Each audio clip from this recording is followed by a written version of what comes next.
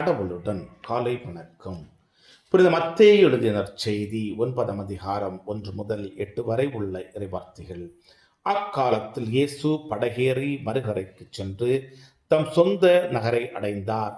அப்பொழுது சிலர் முடக்குவாதமுற்ற ஒருவரை கட்டிலில் கிடத்தி அவரிடம் கொண்டு வந்தனர்.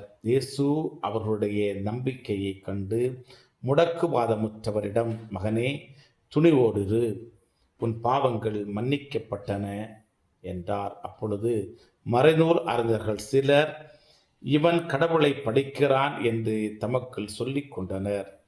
அவர்களுடைய சிந்தனைகளை இயேசு அறிந்து அவர்களை நோக்கி, உங்கள் உள்ளங்களில் நீங்கள் தீயென நினைப்பதேன்?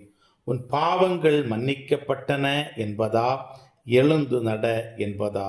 எது எளிது? மண்ணுலகில் பாவங்களை மன்னிக்க மானிட மகனுக்கு அதிகாரம் உண்டு என்பதை நீங்கள் அறிந்து கொள்ள வேண்டும் என்றார். எனவே அவர் முடக்குவாதமுற்றவரை நோக்கி, நீ எழுந்து உன்னுடைய கட்டிலை தூக்கி கொண்டு வீட்டுக்கு போ என்றார்.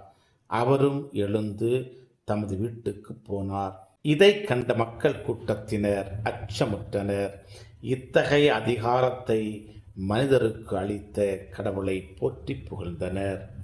கிறிஸ்துவின் நற்செய்தி. இந்த நாள் இனிய நாளாக அமைய வாழ்த்துக்கள். பல பல பல புதுமைகள், பெருமைகள், இனிமைகள் இறங்கிய நல்ல நாள், ஒரு நல்ல நாள், நம் தேவன் தந்த நாள். இது நல்ல நாள், ஒரு நல்ல நாள், நம் தேவன்